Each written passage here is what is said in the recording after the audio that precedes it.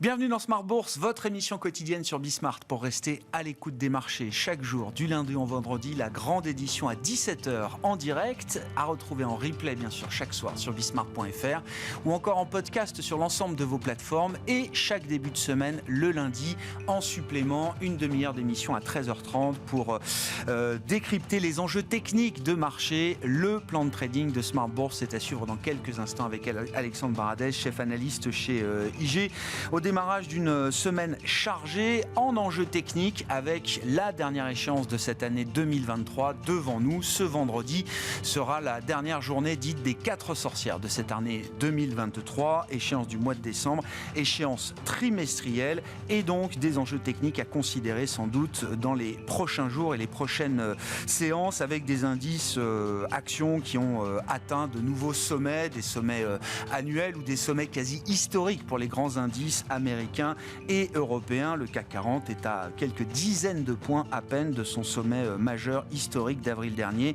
On est autour de 7550 points en cette mi-séance pour l'indice CAC 40 à Paris en progression de 0,3% semaine sur le plan des banques centrales qui sera marqué par un déluge de communication officielle. Les meetings de la Fed, de la Banque centrale européenne, de la Banque nationale suisse ou encore de la Banque d'Angleterre sont devant nous pour les prochains jours.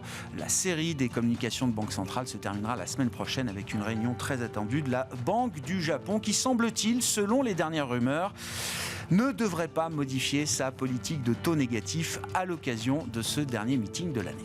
Votre programme avec IG. IG, bien plus que du trading, une équipe d'experts à vos côtés.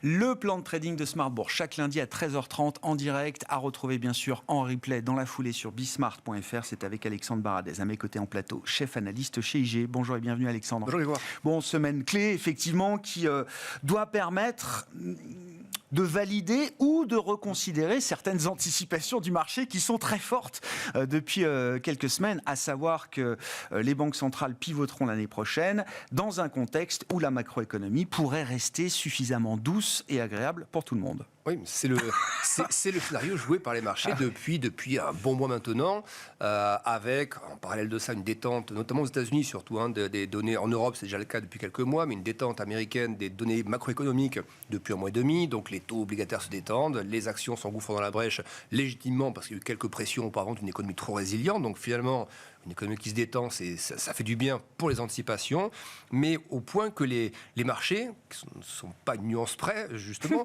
passent d'un sentiment qui était finalement très tendu sur l'aspect obligataire à un sentiment qui s'est détendu très vite aussi.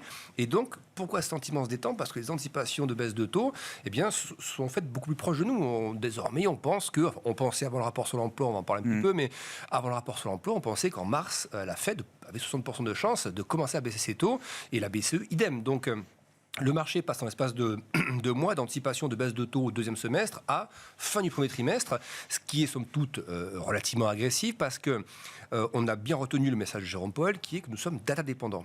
Alors oui, data dépendant, ça veut dire qu'on voit que l'économie ralentit, donc les taux peuvent se détendre un petit peu, mais qu'est-ce qui nous pose problème, nous, Fed ? C'est l'inflation qui est dans les services surtout. L'inflation sous-jacente, c'est celle-ci qui nous pose problème. Elle est où ? Elle est à quel niveau ? Elle est toujours à 4%, l'inflation sous-jacente. On a quoi ? On a l'ISM Service. L'inflation, elle se trouve où ? Dans les services. Que nous montre l'ISM Service ?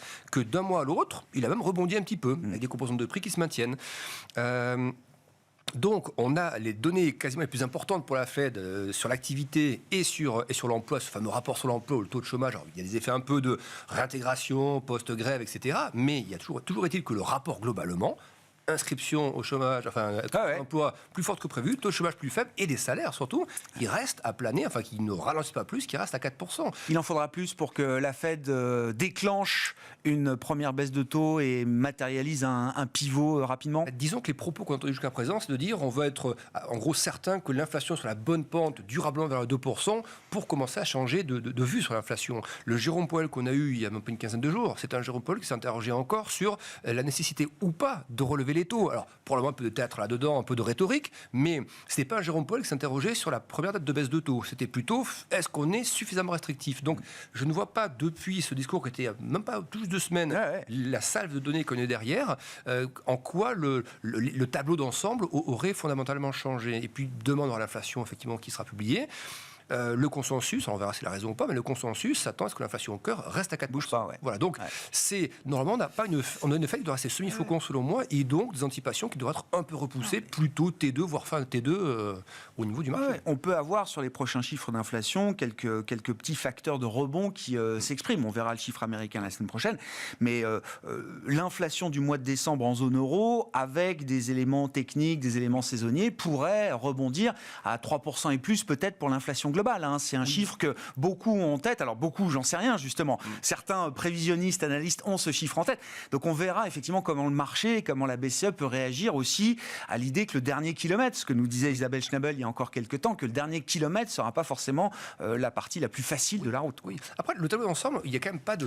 Moi, j'ai pas de crainte sur le fait qu'il y ait un rebond d'inflation. En amont, il n'y a rien. Il y a déflation en Chine, les matières premières sont en train de... Ce ne serait pas une remise en cause du voyage. Voilà. C'est exactement ça. C'est plus, est-ce que le marché ne sera pas pris à un moment donné un peu en tenaille entre une économie dont on voit qu'elle ralentit et qui a été souhaitée comme telle par les banques centrales, et ces mêmes banques centrales qui tarderaient à délivrer le message tant attendu que le marché presse actuellement des baisses de taux. C'est cette espèce de couloir de quelques mois qui, selon moi, devrait encore normalement entraîner un peu de consolidation des indices. Bon, grosse opération communication. On y reviendra dans quelques instants avec John Plassard qui sera avec nous en visioconférence. On aura les nouveaux sets de prévisions économiques, les nouveaux points de données également du côté de la Réserve fédérale américaine et des autres banques centrales. Donc l'ensemble des projections économiques et des projections de taux qui seront livrées aux investisseurs au cours des prochaines réunions dans les jours qui viennent. À propos de Banque centrale, il faut qu'on parle du Japon. Alexandre, déjà pour saluer l'année spectaculaire pour le Nikkei japonais en 2023. Oui, une très bonne année parce que les taux sont restés, vous l'avez dit, toujours taux négatifs, moins 0,1%. Ils sont en place comme ça depuis 2015-2016, si ma mémoire est bonne. Et avant cela, on était déjà très bas depuis la fin des années 2000. Donc le Nikkei a à la fois bénéficié d'une devise très faible, emportée par la force du dollar, de taux qui restent très faibles. Et vous voyez, c'est un indice qui est aussi en plus très graphique, c'est-à-dire qu'il y avait cette phase de consolidante 2021-2022, on en sort par le haut. On est à nouveau dans un range où on voit que la zone haute, en fait, on a l'impression que c'est mal tracé, mais en fait, non, la zone violette en haut, c'est une résistance qui remonte aux années 90. Oui, bien sûr, bien précise. Donc on voit qu'on est allé au-dessus de ça, puis en dessous, les supports tiennent où là ces derniers mois? Ils tiennent sur les anciens sommets, vous voyez, de 2021, qui devaient maintenant des supports. Donc on a vraiment une belle phase de consolidation, et c'est ce que moi je penserais voir, ou ce que j'aimerais voir de la partie européenne ou américaine, c'est-à-dire des phases où, comme ça, pendant quelques mois, on arrive à osciller entre deux bornes, qui sont un peu éloignées, mais deux bornes quand même, avant d'aller chercher plus haut. Donc, je pense que c'est encore une fois, les patterns moyen terme, ils sont plutôt bons pour le Nikkei. Le sommet historique, il n'est pas si long que ça. Hein. On a vraiment un creux qui s'est formé sur 40 ans. Donc, je pense que le sommet, c'est un objectif un peu psychologique comme pour les opérateurs, donc il faut viser ça à moyen terme. Mais là, on est plus à essayer de voir combien de temps on va rester dans cette phase de consolidation, au moment où on rappelle que l'inflation au Japon était montée à 4, elle a un peu retombé, mais on sent quand même qu'elle s'en coûte un peu vers les 3,3. Donc c'est quand même un niveau qui n'est pas anodin. Et le taux 10 ans japonais, qui est autorisé à varier un peu plus, hein, on a un peu libéré le contrôle de la courbe de taux, mais on la contrôle toujours. On a un taux qui est remonté à 0,7, 0,8. Le Japon, il avait des taux à 2% sur le 10 ans. Il y a quelques années simplement, c'est pas une histoire de 30 ans, donc ça veut dire qu'une inflation comme ça et un taux 10 ans qui est finalement toujours qu'à 0,8 ou 0,9, c'est assez bas, ça peut laisser encore un peu de place pour la Banque du Japon pour desserrer un peu pour desserrer un peu l'assouplissement, on va dire ça comme ça, ou pour resserrer psychologiquement. Et selon moi, il y a de quoi rester encore un peu dans ce canal. Je n'attends pas pour des très grosses manœuvres, des gros débouclages ou autres, parce que c'est le Japon. C'est pas le risque Armageddon financier, parce que c'est vrai que c'est unique dans l'histoire de voir une banque centrale du Japon qui normaliserait en partie sa politique monétaire après 20-30 ans de QI permanent. Oui. Mais ils le font déjà en laissant bouger un peu les taux. C'est quand même un effet très actif, mine de rien. On a vu la semaine dernière, par exemple, le yen se renforcer assez massivement, alors finalement la Banque du Japon n'a pas touché grave, c'est juste de la rhétorique. Donc, en guidant un peu les anticipations et en bougeant un peu la fourchette de taux, ça pourrait suffire finalement à calmer un peu le... Pas besoin d'en faire trop. Si on arrive à guider les anticipations de marché... pas besoin d'en faire trop sur le plan de la politique L'inflation, effectivement, elle monétaire. est très élevée encore à 3 et quelques, il fallait l'élever historiquement, mais pareil, elle ne rebondit pas. Donc c'est sur le sentiment que c'est un peu comme en Europe ou aux États-Unis, c'est qu'on a eu beaucoup d'inflation, il y en a moins maintenant, elle est un peu encroûtée quand même, donc il faut garder vigilance, mais le Japon n'a pas la même urgence que la Fed l'avait il y a quelques temps, ou même pour l'avoir la BCE. Donc pour moi, il n'y a pas d'urgence à sortir les grandes manœuvres, mais c'est quand même actuellement un petit vent contraire quand même. Le yen se renforce, les taux japonais qui montent un peu, c'est plutôt quand même un petit vent contraire, donc favorable à cette poursuite de consolidation dans la zone qu'on a actuellement. Bon, qu'est-ce qu'on peut dire alors du Nasdaq là autre aussi indice qui a connu une année 2023 spectaculaire au point de marquer de nouveaux records, en tout cas de records annuels. Oui, c'est ça. record annuel, et puis on n'est pas très loin des records historiques. C'est quelques pourcents. Novembre 2021, c'est ça de pour mémoire, le oui. Nasdaq. Juste avant que la Fed commence à durcir le ton d'ailleurs, c'est bien timé. Et là aussi, vous voyez ce qu'on a décrit dans la partie un peu macro là, pendant quelques minutes, c'est selon moi, si c'est bien ce que nous avons mercredi, jeudi pour Fed et BCE, avec des anticipations qui sont un peu repoussées. Pourquoi le Nasdaq irait beaucoup plus haut tout de suite en fait? Le parcours il a déjà réalisé sur le premier semestre. Il y avait le thème AI également qui tirait tout ça. On latéralise un petit peu biseau baissier quand les conditions financières, quand les conditions économiques restaient très résilientes. Les conditions économiques se détendent, on revient chercher le sommet annuel, on passe un peu au-dessus. Mais pour aller chercher des niveaux plus élevés, pour moi, il va que ça se fasse un peu avec les taux quand même. Ça. Ce qu'on a vu se faire avec les taux il y a peu, vu que les taux ont un petit peu cessé de baisser après le rapport sur l'emploi, et parce que ces stats américaines, les principales en tout cas, ont un peu de mal à se détendre. Pourquoi est-ce que le Nasdaq devrait rallier tout de suite? Sur quel type d'anticipation? Alors on peut dire oui, des bénéfices ou autres, mais l'économie américaine est quand même en train de ralentir. Ça ne pas le perdre de vue. Et c'est ce qu'on disait tout à l'heure, c'est que je pense que les effets du ralentissement devront un peu se voir quand même sur les indices face à des banques centrales qui ne peuvent pas pivoter tout de suite. Même si le marché les attend, elles ne pourront pas faire le job tout de suite. Et donc quelques mois, peut-être 2-3 mois encore, où ça vient un peu. Donc ça peut être une consolidation. Moi, je verrais bien un retour dans la zone des 15 000, 14 500, ça me paraîtrait, c'est pas beaucoup. Légitime. Ouais. Légitime, c'est quelques pourcents de consolidation, et ça s'intégrerait bien dans le schéma actuel macro et monétaire. On verra, c'est vrai que pour l'instant, voilà, la détente des taux longs a été spectaculaire, intense, ça semble se calmer. On est passé de 5 à 4,25 au moment où on se parle sur le 10 ans américain. Est-ce qu'il y a des raisons tout de suite de voir le 10 ans américain passer de 4,25 à, je sais pas, je dis n'importe quoi, 3,75 ou 3,50? Peut-être pas tout de suite dans l'état actuel des choses et avant les communications de Banque centrale.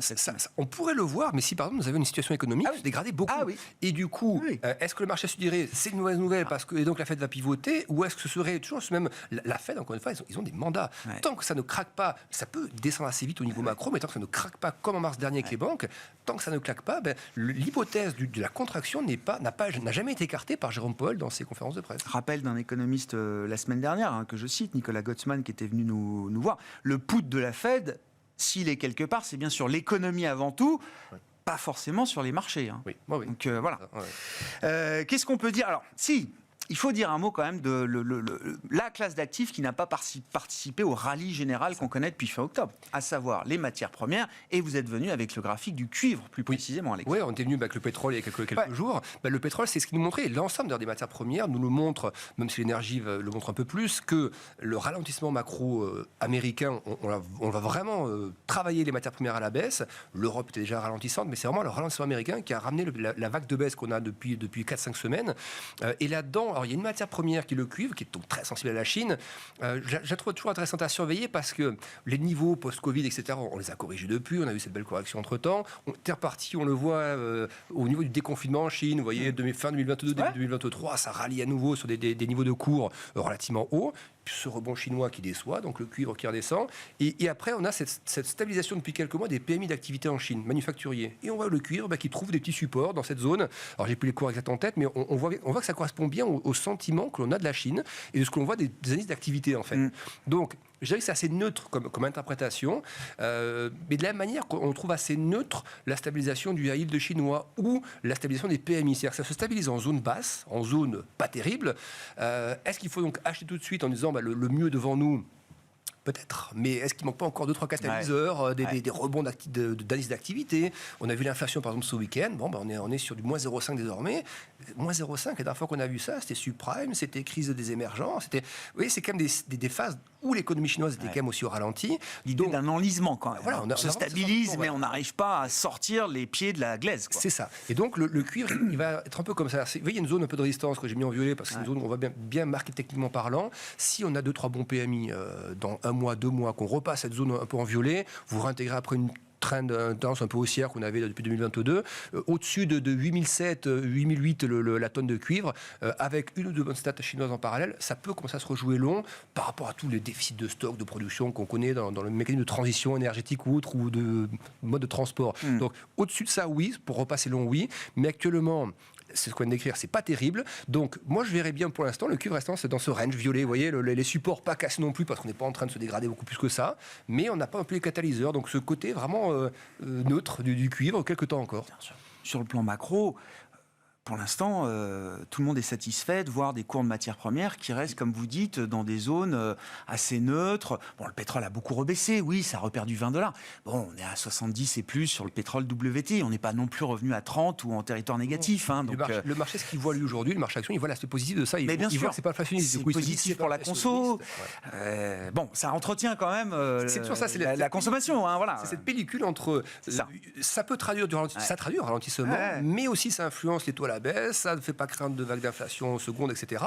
Donc pour l'instant, on regarde, effectivement, et le marché a raison de faire au départ, le verre à moitié plein, mais à moitié plein, il a été bien bu, je trouve. Donc est-ce qu'à un moment donné, il n'y a pas la nécessité, en fait, plutôt d'aller trop dans le rallye, l'appétit pour les actifs risqués, peut-être un petit peu, de remettre un petit peu la sensibilité macro là-dedans, et du coup un peu sur les actions aussi. Est-ce qu'on n'a pas bu un peu plus que la moitié du verre, quoi? C'est ça, à ce stade, question qu'on se pose en cette fin d'année. Merci beaucoup Alexandre. Alexandre Baradez avec nous chaque lundi pour le plan de trading de Smart Bourse sur Bismart. C'était votre programme avec IG. IG, bien plus que du trading. Une équipe d'experts à vos côtés.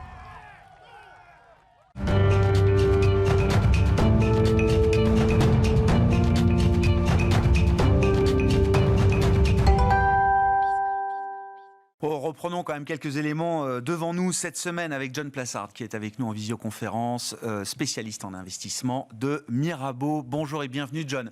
Merci de vous joindre à la discussion au démarrage, John, d'une semaine effectivement qui sera une semaine clé comme il en arrive de temps en temps, qui doit permettre de valider les anticipations que le marché a pu avoir jusqu'à présent. On parle bien sûr des politiques monétaires des banques centrales.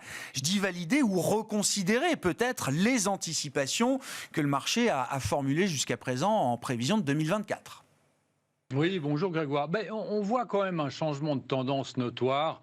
Vous savez, c'est la première fois qu'on avait fin novembre, plus de banques centrales qui avaient baissé leurs taux qu'elles les avaient montés. C'était la première fois depuis janvier 2021. Donc on voit qu'il y a un changement, même si c'était des petites banques centrales, mais globalement on voit qu'il y a un changement de tendance. Déjà, le changement de tendance, il est sur la pause.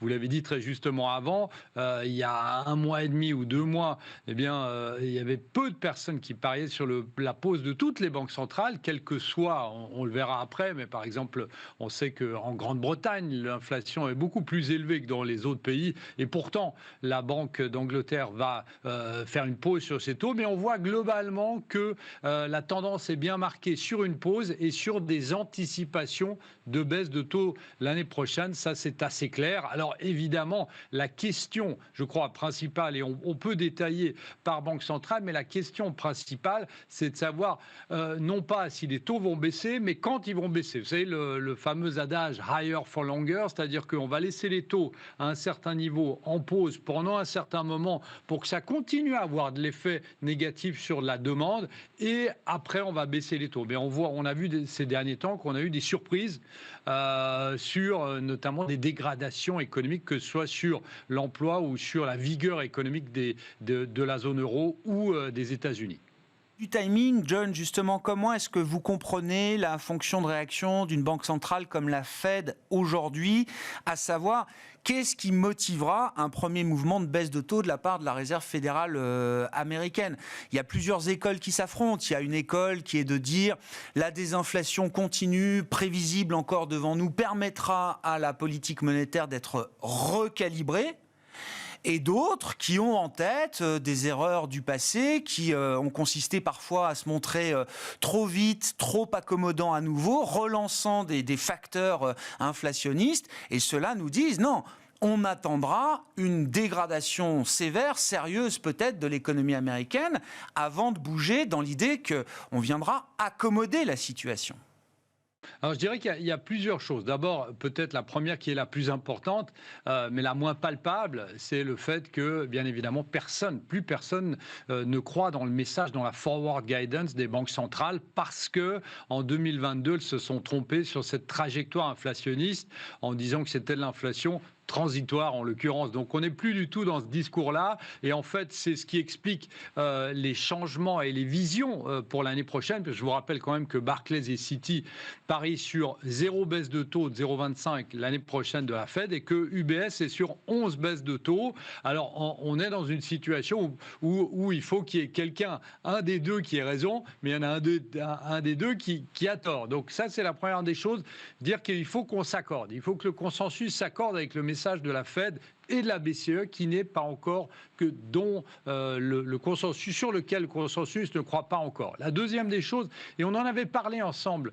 Grégoire, il y a un mois de cela, qui est très très importante, c'est que vous savez, la baisse des prévisions d'inflation a poussé les taux réels à des niveaux très restrictifs. On n'en parle pas assez puisque on voit qu'il y a un taux qui reste, en l'occurrence pour les États-Unis, à 5,25, 5,50, mais que les anticipations d'inflation sont en train de baisser. Donc les taux réels sont beaucoup trop élevés et qu'il va falloir les baisser. Et surtout, et ce qui est très important, et il y a une étude de la Fed de Philadelphie qui vient d'être publiée, c'est qu'elle estime que les hausses de taux qui ont eu lieu, celles qui étaient extrêmement rapides en 2022 et début 2023, n'ont que eu un effet négatif de 60 à 65% sur l'économie. Qu'est-ce que ça veut dire? Ça veut dire que les effets de hausse de taux, eh bien, on n'a pas encore tout vu sur l'économie.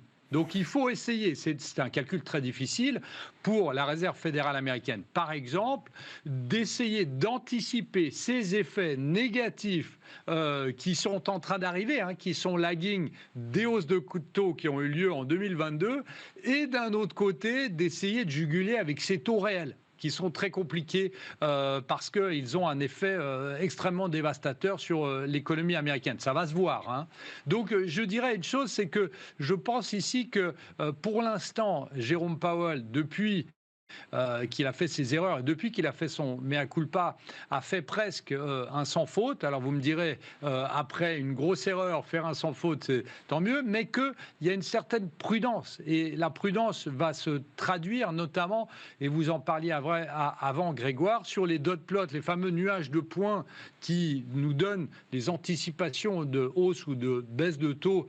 Et on aura aussi les nouvelles prévisions économiques et d'inflation. Et je pense que les dot plots donneront un peu plus la porte ouverte à 3 baisses de taux l'année prochaine au lieu de 2 baisses qui étaient dans les dot plots de septembre. Et d'un autre côté, on va avoir la croissance américaine dans les projections qui va être légèrement remontée et l'inflation qui va rester la même chose. Donc si vous voulez, en lisant ce qui va nous être donné, l'information brute qui va nous être donnée mercredi soir, ça va être très compliqué de savoir si effectivement la Fed est plutôt du côté d'UBS ou plutôt du côté de Citigroup. On se souvient que sur les derniers dot plots, qui sont donc publiés tous les 3 mois, on observait une dispersion de plus en plus grande au sein des trajectoires vues par les différents membres de la Banque centrale américaine, les trajectoires de taux directeurs observés sur les années à venir.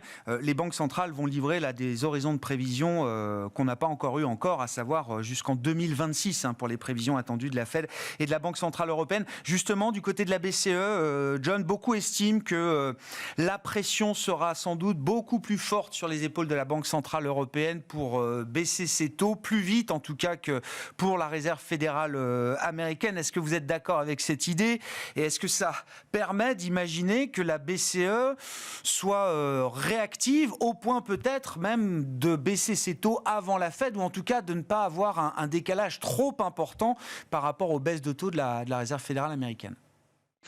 Oui, déjà à cause du niveau de l'inflation en Europe qui est plus bas que le niveau de l'inflation, pour diverses raisons, que les États-Unis. Donc pourquoi pas?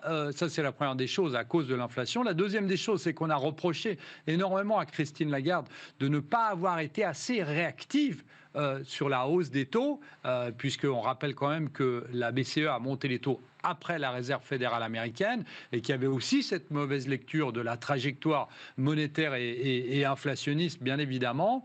Et je dirais que paradoxalement, en Europe, ça va être un peu plus simple parce qu'on sait, et tout le monde le sait, que Christine Lagarde, lors de la conférence de presse de vendredi, ne va pas dire que la BCE va baisser les taux l'année prochaine, mais on sait que la première ouverture de porte qui va laisser sous-entendre qu'il y a des baisses de taux, ça va être la fin du réinvestissement complet. Vous savez, du programme PEPP qui était le programme d'urgence pandémique. Et la dernière fois, lorsque on avait eu la réunion de la Banque Centrale Européenne, Christine Lagarde avait dit qu'il n'y avait aucun membre qui en avait parlé de l'arrêt du réinvestissement. On arrête d'investir, mais l'arrêt du réinvestissement des emprunts. Qu'est-ce que ça veut dire? Ça veut dire que cette fois-ci, si elle nous dit, et je pense qu'elle va le dire à travers ses mots, mais je pense qu'elle va nous dire qu'il va y avoir un arrêt bientôt du réinvestissement. Alors, le calendrier ne sera pas établi, mais en tout cas, qu'ils en ont parlé ensemble. Et si c'est le cas, ça voudra clairement dire que, début d'année prochaine, ils vont arrêter de réinvestir sur le PEPP, mais que les hausses de taux vont arriver lors du deuxième trimestre. Baisse de taux, John. Baisse de taux. Oui, non, mais je sais bien, on est en train de changer de braquet, changer de régime. On a tous les hausses de taux encore en tête, mais on parle bien de baisse de taux désormais. Baisse de taux, bien évidemment. J'ai été perturbé par ces erreurs de 2022. Les baisses de taux, les baisses de taux arriveront lors de la première baisse de taux arrivera lors du deuxième trimestre de l'année prochaine. Donc, je dirais que c'est un peu plus simple, entre guillemets, de lire, bizarrement, puisqu'on pourrait dire que c'est la Fed qui est plus transparente. Mais ici, l'ouverture sur la fin du réinvestissement du PEPP traduit exactement la volonté de baisser les taux l'année prochaine. Alors, le problème qu'on a ici, c'est que, bien évidemment, et on le sait, l'inflation est un animal qui est difficilement maîtrisable. C'est-à-dire que vous pouvez, pour X raisons, vous pouvez avoir, que ce soit l'énergie, que ce soit la hausse des loyers, que ce soit la nourriture, etc., on peut avoir, début d'année prochaine, un taux d'inflation qui revient à la hausse. Alors, évidemment, pas en des proportions violentes, mais qui revient à la hausse et qui mettrait potentiellement du doute dans les marchés concernant les prochaines baisse de taux. Et aujourd'hui, effectivement, je dirais que tout le monde s'attend à ce qu'elle donne un message, un signal, non pas sur les baisses de taux, mais sur la fin du réinvestissement, et ce qui ouvrirait la porte à une baisse de taux. Vous savez, le consensus aujourd'hui sur la baisse de taux de la BCE, c'est avril prochain. Alors, le consensus bouge beaucoup, mais pour la Réserve fédérale américaine, pour la prochaine baisse de taux, on est plutôt à mai. Effectivement. On verra. Il y a une séquence à respecter du point de vue de la Banque Centrale Européenne. Série de réunions et de communications donc tout au long de la semaine. La Fed mercredi soir et jeudi, la grosse journée avec dans l'ordre Banque nationale suisse, ne l'oublions pas, Banque d'Angleterre et Banque Centrale Européenne. La Banque du Japon, elle, se réunira et décidera la semaine prochaine, le 19 décembre précisément. Merci beaucoup, John. Merci d'avoir été avec nous en ce début de semaine pour paver la voie des marchés sur les prochains jours avec ces réunions de Banque Centrale. John Plassard qui était avec nous en visioconférence, spécialiste en investissement de Mirabeau. Voilà pour cette demi-heure d'émission du lundi. On se retrouve bien sûr à 17h pour Smart Bourse, la grande édition sur Bismart.